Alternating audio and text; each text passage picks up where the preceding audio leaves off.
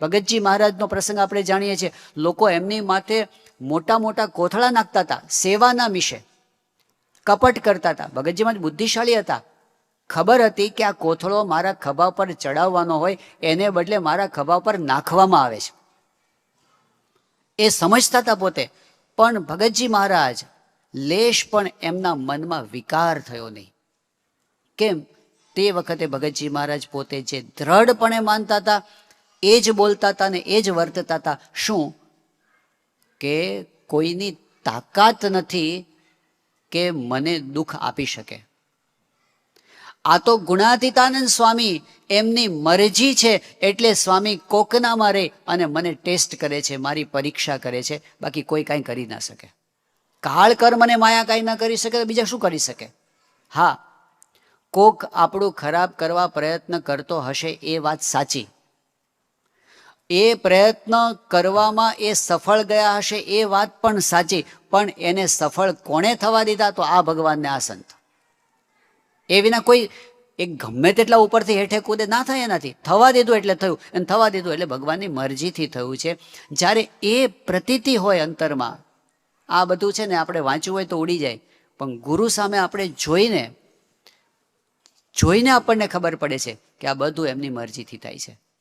મહંત સ્વામી મહારાજ હમણાં સુરતમાં હતા, 3-4 મહિના પહેલાંની જ વાત છે, એપ્રિલ મહિનાની અંદર.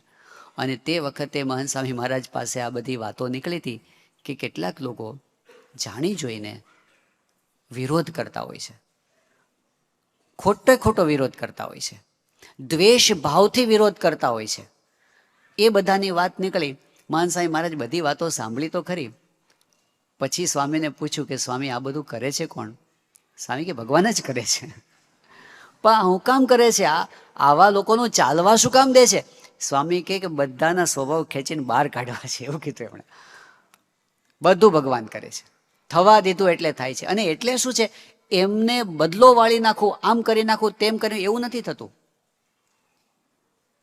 2019ની સાલમાં મહંત સ્વામી મહારાજ નૈરોબીમાં વિરાજમાન હતા. અને તે વખતે નૈરોબીમાં નવી મૂર્તિની પ્રતિષ્ઠા થવાની હતી. એટલે પૂજા સ્વામીશ્રી રૂમમાં જ કરવાના હતા. એટલે એમનો જે ઉતારાનો બેઠક ખંડ હતો એમાં સ્વામીએ પૂજા કરી હતી. ખાલી સંતો માટે પૂજા દર્શન હતા. એટલે બાપા બેઠા હતા હોલમાં અને સંતો બધા કીર્તનો ગાતા હતા. એમાં એક સંતે કીર્તન શરૂ કર્યું, શાસ્ત્રીજી મહારાજનો સંગ ભાઈ મને ભાગે મળ્યો છે, ભાગે મળ્યો છે, અહો ભાગે મળ્યો છે. એ કીર્તન આપણે ગાઈએ છીએ.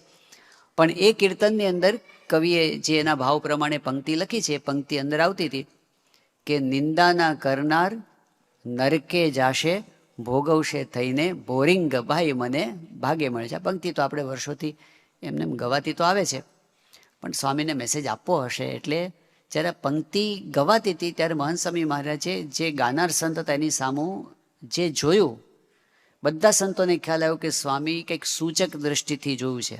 અને સ્વામી કંઈ બોલ્યા નહીં. પૂરું થઈ ગઈ પૂજા. પણ પૂજા પૂરી થઈ ગઈ પછી સ્વામીએ વાત ચાલુ કરી. સ્વામી કે હમણાં પેલા કીર્તનની અંદર આવ્યું કે નિંદાના કરનાર નરકે જાશે, એવી વાત આવી. તો સ્વામી કે સંત તો કેવા છે બાપા? કે કરવત આમ પણ કાપે અને આમ પણ કાપે, સીધી પણ કાપે ને અવળું પણ કાપે. એમ સંત તો કેવા છે કે એ તો બધાનું સારું કરે. એટલે કોકે આર્ગ્યુમેન્ટ કરી. એમણે કીધું કે સ્વામી સંત તો કાંઈ ના કરે પણ ભગવાન તો દંડ આપે ને, આવી વાત કરી. એટલે સ્વામી કે ના, આ પણ આપણે થોડું વિચારવા જેવું છે. આ પંક્તિ છે ને એમાં બદલવા જેવું છે. તો પછી બાપા કે જુઓ, હડફેટે ચડવો જોઈએ, ભાવે કે કુભાવે. જે હડફેટે ચડે ને એનું કામ થઈ જાય.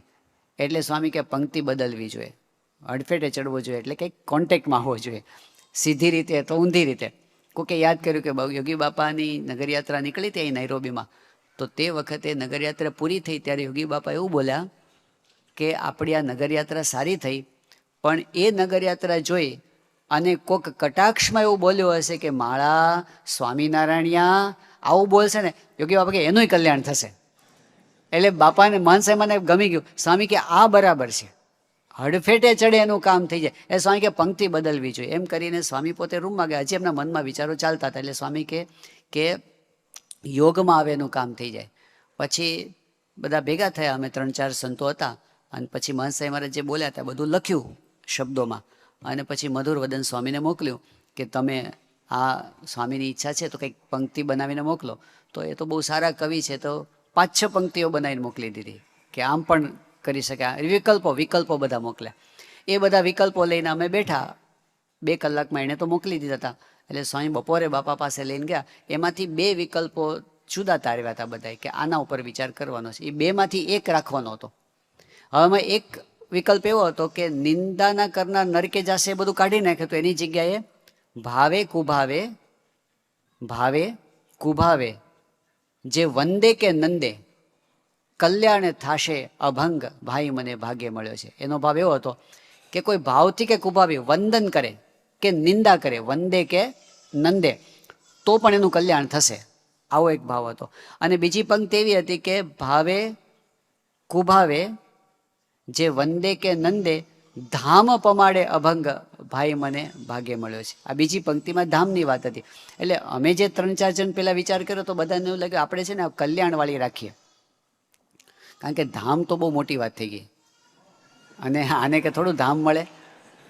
આનું કલ્યાણ શબ્દના ઘણા અર્થો થાય છે. એટલે કલ્યાણ એટલે પછી એ ધીમે ધીમે કરતો 10, 15, 50 જન્મે પહોંચે તો પહોંચે.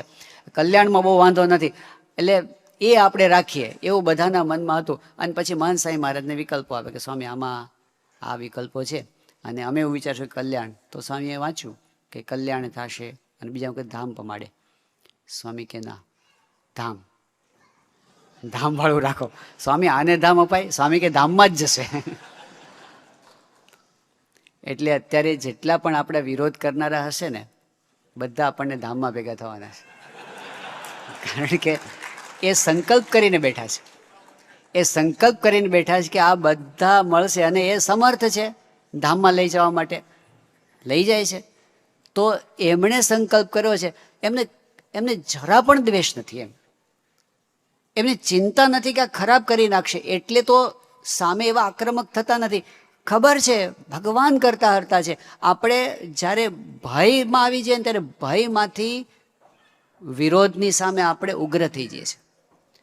આપણી સમગ્ર ગુણાતીત ગુરુ પરંપરામાંથી હજી સુધીમાં એક પણ ગુરુનો એક પણ પ્રસંગ એવો નથી કે એમણે કોઈને શાપ આપ્યો હોય. એક પણ પ્રસંગ ઘટના એવી નથી. કેમ? જરૂર નથી જણાતી એમને. અને એ તો જે ખરાબ કરનાર હોય એમને તો બધાને હાથ પકડીને ઊભા કરવા છે.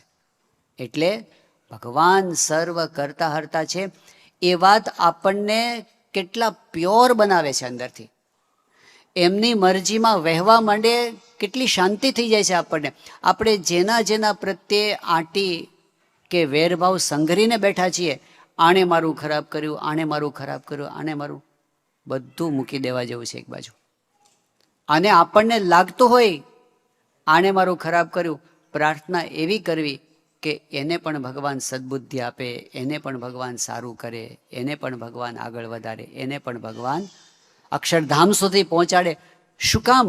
જ્યારે આપણે કોઈકનું ખરાબ ઈચ્છીએ છીએ ત્યારે એનું તો ખરાબ થાય ન થાય એ જુદી વસ્તુ છે.